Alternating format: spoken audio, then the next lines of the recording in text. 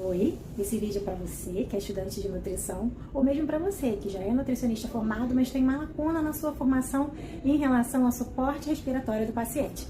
Fica comigo para entender, num panorama assim, geral, como que acontece com o paciente, né, esse suporte em diferentes níveis e como isso afeta a decisão sobre a alimentação e a nutrição do paciente. Em relação ao suporte respiratório, o mais comum que a gente observa no leito hospitalar é a macronebulização. Então o paciente ele fica com a máscara nebulizando para fluidificar as secreções quando ele está muito secretivo, hidratar vias aéreas ou mesmo para veicular medicamentos como broncodilatadores. Já o paciente que precisa de um ar mais concentrado em oxigênio, você vai encontrá-lo com uma cânula de O2 inserida no nariz. Esse paciente ele está em uso de catéter de O2. Esse ar rico em oxigênio ele é infundido numa taxa de 1 a 5 litros por minuto, em média, tá? Nos dois casos, o paciente está com suporte respiratório, então é para trazer um conforto respiratório, mas esses pacientes eles têm ainda um total controle, tá, do seu esforço respiratório. Não tem, mesmo a macronebulização sendo acoplada ao oxigênio, que pode acontecer também, não existe pressão positiva, tá? Então é um paciente que inspira esse ar.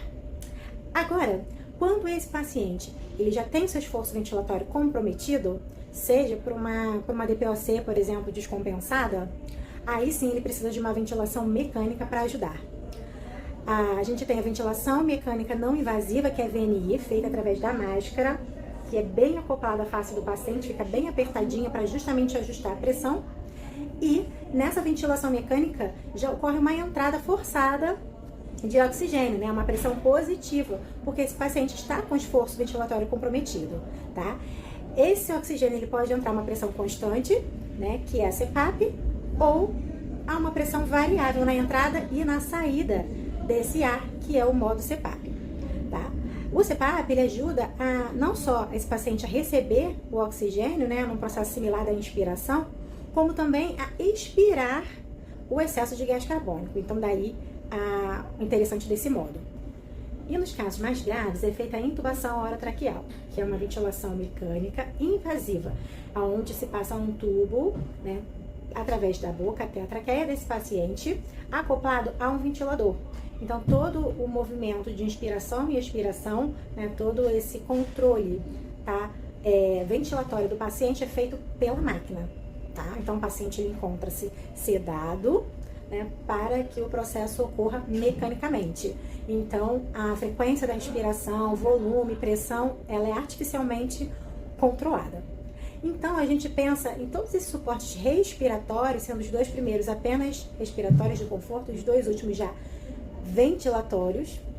Como que a gente pensa a alimentação desse paciente? Então, tanto na NNBZ, quanto no uso de catéter de O2, esse paciente ele pode estar cansadinho, dispneico, então a gente precisa oferecer uma alimentação que exija menos esforço mastigatório, tá? Então a gente oferece uma dieta mais pastosinha, uma semilíquida homogênea ou uma líquida grossa, tá? E a gente avalia individualmente pensando na segurança da ingestão oral para evitar que esse paciente broncoaspire, tá?